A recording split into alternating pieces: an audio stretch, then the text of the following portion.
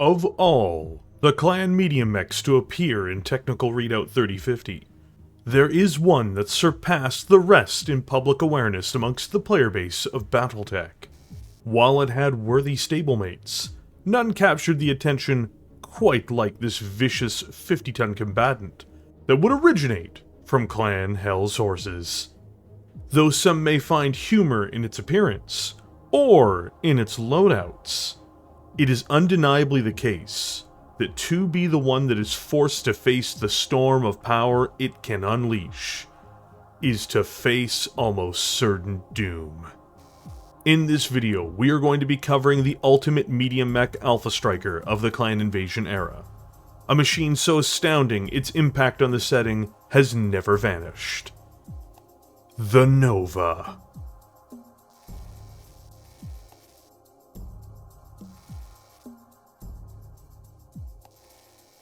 A clan medium omnimech weighing in at 50 tons, the Nova is one of the most devastating medium mechs ever built, and is a product of Clan Hell's Horses from the 29th century. Ironically, the Nova's history is wrought with disruptions and strife from its very beginning. The Nova came about during an era for the Hell's Horses where they were finding their footing amongst the new military realities amongst the clans. Built originally on Tokasha, this medium chassis would be an attempt to mimic the Supernova assault mech, which it itself has its origins in the mighty King Crab. The idea behind it was to condense the essence of what made that 100-ton assault mech valuable into a single, versatile, medium omnimech chassis. A series of decisions were made to also just invest in certain systems on board that were deemed as being important by default, such as jump jets. The mech that came to life from this process was one which cannot be underestimated, as the Nova was capable in a multitude of arenas in its configurations, including having one of the most consistently intimidating alpha strikes for many of its builds, much like the Supernova.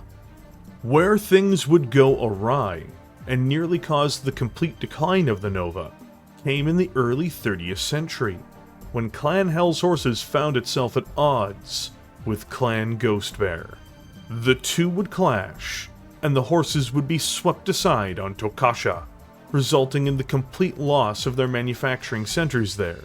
As a consequence for this severe defeat, there would be further innovation elsewhere, such as the construction of the Hellbringer on other worlds as the Hell's Horses tried desperately to fill the holes in its Tumans lineup. The Nova, though, would seemingly fall into the hands of Clan Ghostbear. The Bears, however, did not see value in this mech, and discontinued its production almost immediately after taking possession of Tokasha Mechworks, barring manufacturing some replacement components for it. This event took place in 2921, over a century before the clan invasion. While the Nova didn't vanish from Clan Tumans, where it was available to varying degrees, these mechs were kept in operation with no hope of full replacements. Those that were catastrophically lost were lost completely, never to be replaced. By the time of the invasion itself, the Novas that participated in Operation Revival were perhaps as dated as many Succession Wars Inner Sphere machines that they faced down, albeit with more advanced technologies on board. Inner Sphere pilots would give it the name Blackhawk, given its almost bird-like appearance, as they didn't know its clan identification. The Nova would perform very, very well during the invasion itself, so much so that when the Inner Sphere began its own attempts at making omnimechs, they would mimic the Nova, creating a mech named the Blackhawk KU, using their own technologies at the time. This recognition went beyond just the Inner Sphere as well, with Diana Pride, the daughter of Aiden Pride, using the mech to its fullest before her own demise in the Donner bombing on Ark Royal in the 3070s. As a result, Clan Jade Falcon would resurrect this Hell's Horses design for themselves, in honor of Diana, and began the process of manufacturing this deadly medium mech for the first time in over 150 years. This solidified the battle mech as a Jade Falcon design going forward, though other clans would also get some access to it with time, including Clan Hell's Horses, during their alliance with Malvina Hazen during the Dark Age. The Nova would be updated throughout its history, acquiring new configurations as time pressed forward, using new weapon systems as they became available, and sharpening the blade that was the 50-ton mech, keeping its cutting edge still very deadly, even with the march of time. Now, during the Ilclan era, the remnants of Clan Jade Falcon must lean on what they have left. The Nova is still manufactured on Sudaden, and will be used to help outfit the slowly rebuilding clan. Khan G.E. Chistu, if he's wise, will see the value this remarkable battlemech can bring to his clan, as he prepares the Falcons to once more soar to the heights they deserve, after Malvina almost got all of them killed. GE, sadly, will have competition as the ruler of the Falcons very soon. We can speculate, given the remnants of the forces that went with Malvina swore allegiance to the Ilclan and Alaric Ward on Terra. Hopefully, the Nova will have a role to play in keeping the Falcons, who never subjugated themselves, alive.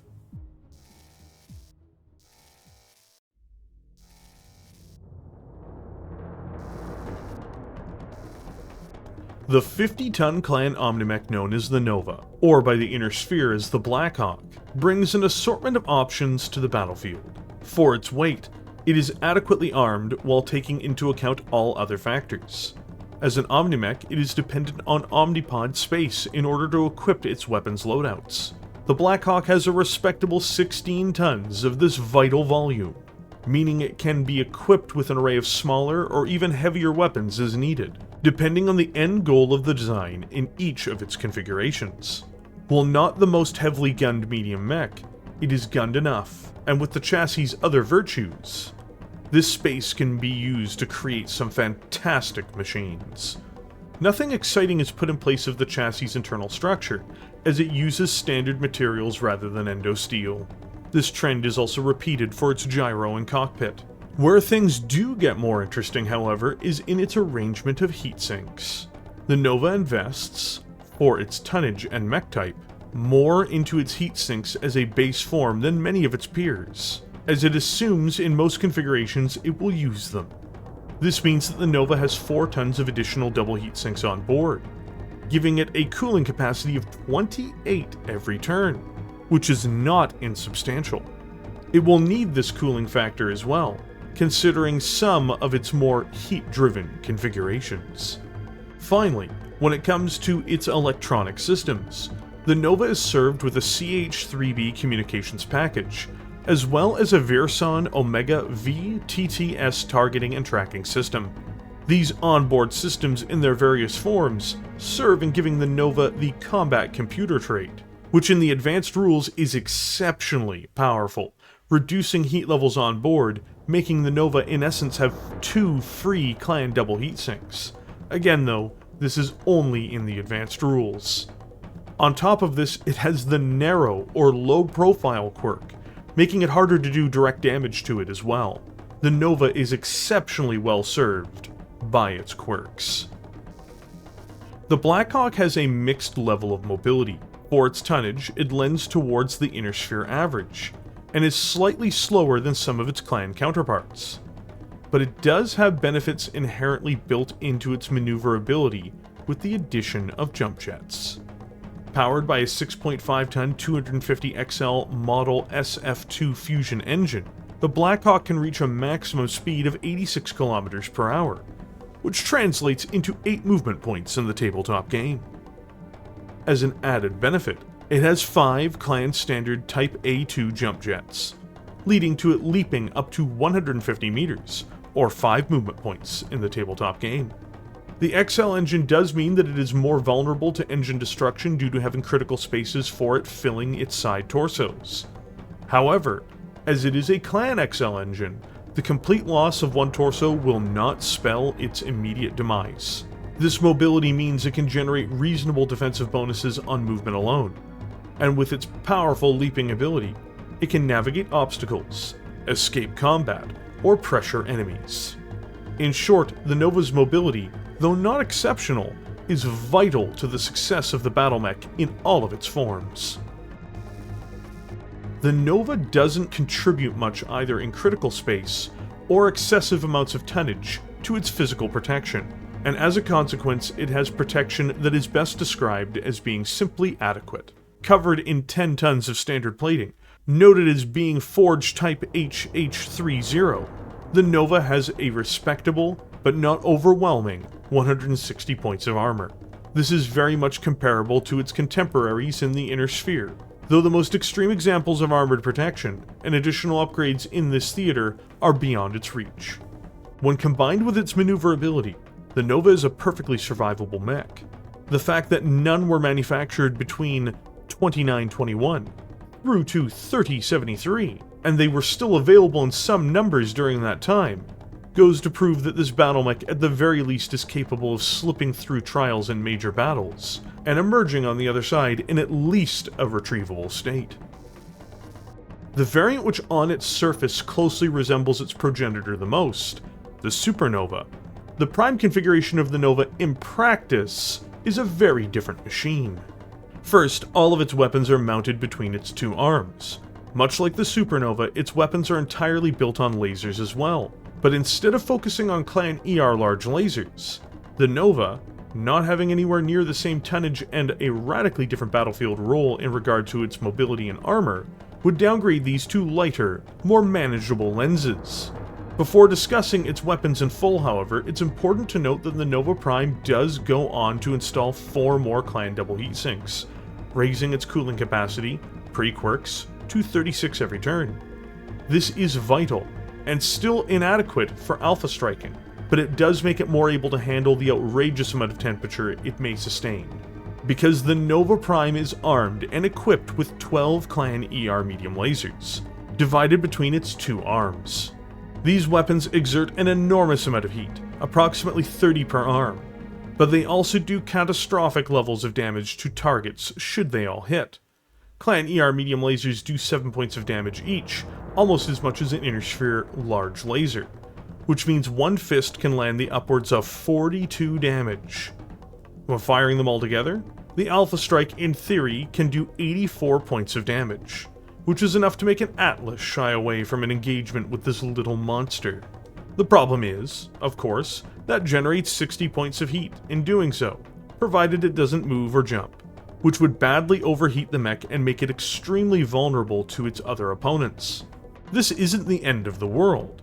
A single fistful of medium lasers alone is already major damage, and Alpha Strikes can be reserved for when the right opportunity presents itself. On top of this, if the Nova loses one of its arms, it can fire the other arm with impunity, without having to worry about any real firepower loss on average. Using its mobility and this devastating, but simple array of weapons, the Nova Prime can be one of the best mechs on the field of battle. I would even argue, the Nova is a superior machine under most circumstances than its 100-ton ancestor, despite the Supernova having heavier weapons, just due to the advantages its more balanced frame brings to the fight. Despite being mocked, or even derided by some, the Nova Prime is an exceptional battle mech, when managed correctly. It will deliver devastating blows on targets, and may completely overwhelm light, medium, or even heavy battle mechs should they land true. One of the great medium snipers of its time, the Nova A is a medium mech which can send out explosive damage that can instantly end a fight against heavier opponents in a single round. It is armed very simply, but simplicity, as you all know by now, works. First, this variant invests in additional protection. It has twin anti-missile systems installed in both of its side torsos, with 2 tons of ammunition overall. This ensures that the Nova will take reduced damage from incoming missile attacks, enhancing its protection, with some luck. Then, it has a single left torso mounted medium pulse laser as its final backup. Its primary armament, however, is a pair of Clan ER PPCs, with one mounted in each arm. As many know, these weapons can instantly end an enemy mech, and pilot simply by hitting the head of an enemy machine. On top of this, these have superb range, and even if hitting other components on their adversary, they will do exceptional damage. This payload means it can even trade shots with many lighter clan heavies, and will overmatch Inner Sphere heavies in terms of raw firepower. It does run hot when not using the advanced rules, but not so much that it will be burdened too badly. When using its mobility with its firepower, it excels, and will outcompete many of its peers as both a sniper and as a dedicated long-range direct fire mech. Overall, it is an exceptionally dangerous design. Not all Blackhawk configurations are well thought out. There are a multitude that seem to fall short. Often, they don't take its already meaningful heatsink investment into consideration, and will use its limited mod space in a heavy-handed way. A great example of this is the C configuration. First, it has a close-up small pulse laser in the right torso, and an SRM-4 in the left torso with 1 ton of ammunition. It then spends the remainder of its tonnage on a fearsome Gauss rifle, with 8 rounds of fire, which is mounted in the left arm. The weapon itself must be respected, of course, but it poorly fits the Nova. Yes, it will devastate targets, or even instantly knock them out potentially, but the A variant shows that the Nova is just better at focusing on energy systems. As an aside, the C configuration can't even protect itself in close particularly well either. This is one of those rare instances where a Gauss rifle is a poor fit to the mech. Yes, it's still very dangerous, but it's just being put on a machine that's already invested heavily into heatsinks, and benefits more readily from focusing on other elements of warfare. It is undergunned, and vulnerable as a result. What happens when someone looks at a previous model and just says, "I can do that," without thinking things entirely through? The H configuration is in fact what you are imagining. This model mirrors the original Prime, installing more double heat sinks, in this case 6 of them, which raises its cooling to 40 every turn, before focusing on its arm-mounted medium lasers. But in this case, it mounts 10 heavy medium lasers. This sounds at least comparable to the Prime, but is it? First, it generates much more heat. A total of 70 heat is generated from an Alpha Strike, or 35 per fist. This means once more, one arm is firing. But this is where things break down. Yes, it will do 50 damage if the fist hits, or even 100 in the case of an Alpha Strike. But what if it simply never gets that chance? This Nova needs to reach closer ranges intact for this to work, because its range is limited to 9 hexes. More tragic, its accuracy drops due to these being heavy lasers, which means if it uses its jump jets, or runs, and its targets are concealed, at range, or are mobile themselves, or some combination of all 3, just hitting them with these systems, especially with their limited range and less favorable brackets, may be a big problem. The H configuration can be devastating, to be sure, but will it be devastating? Unlike the Prime, it's just much harder to gauge. It has more uncertainty baked into it, and while this does make it potentially have a much higher reward, it comes at the cost of a much higher risk and playing a much more dangerous game when it comes to exposing itself to enemy fire. It may simply be a victim of this lethal game of chance. There are a plethora of powerful variations of the Nova in the Ilclan era, everything from a chemical laser-powered T variant through to the supercharger R variant with its re-engineered lasers and AP Gauss rifles. But the one that catches my eye the most is in fact the J configuration, which leans into turning the Nova into a dedicated long-range sniper and mixed long-range support mech. Working with the Nova's reasonable heatsink total, the J leans into clan technologies to give it the best overall results it can based on its pod space. First, it has a clan Streak LRM-15 mounted in the right arm. This helps it save on ammunition as it fires this deadly missile package turn on turn. This also acts as a scattershot weapon, hitting multiple locations, as well as not having a minimum range like its Inner Sphere counterparts. Where things get more interesting is that the Nova has a Clan ERPPC in the left arm, with a capacitor, potentially making it a hard stopping power, long-range AC-20, which will force piloting skill rolls on enemy pilots just by virtue of the fact that it hit them. If it wants to use this ability, however, it cannot fire every single turn, as it must charge the capacitor the turn before it fires. All the same, when given time to regroup, or before the opening of an engagement, this power boost can be used to astounding effect. When factoring in these systems, once more, with the Nova's movement, when also factoring in it likely will run fairly heat neutral when operating these systems, this all combines together into a truly deadly combination. The Nova J, much like most other Novas, should not be underestimated.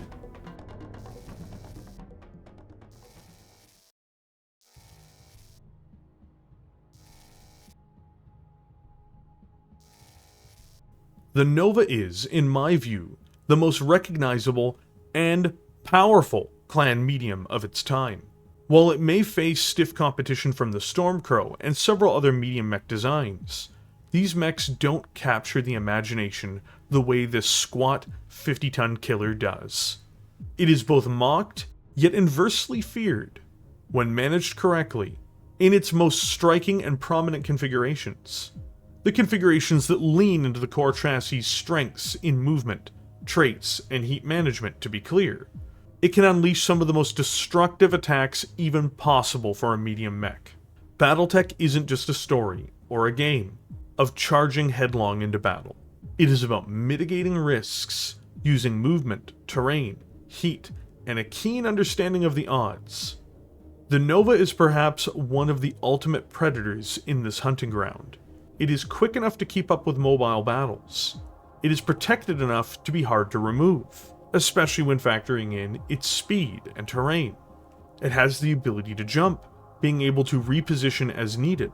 Then, of course, it has the ability to vent heat as needed too, all while potentially taking precious opportunities to alpha strike for maximum effect, when a lazy or injured opponent cannot escape its hungry maw. Whether it be the Prime, A, H, T, or any other assortment of heavily gunned, energy-centric designs, to see the Blackhawk, or the Nova's extending shadow, is perhaps to be swallowed in the darkness, after being showered in a brilliant, deadly display of light. It is ironic that the clans discontinued this war-winning design for over a century, truly not recognizing what they had. Now, during the Ilclan era, in the latest age of warfare, the Inner Sphere suffers under its potential wrath once more. It is surely one of the Falcon's sharpest talons.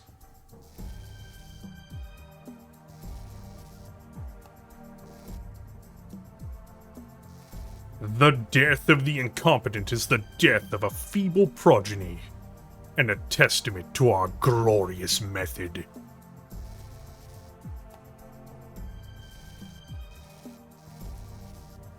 Thank you for joining me here today. If you enjoyed this video, then you know what I'm about to say next.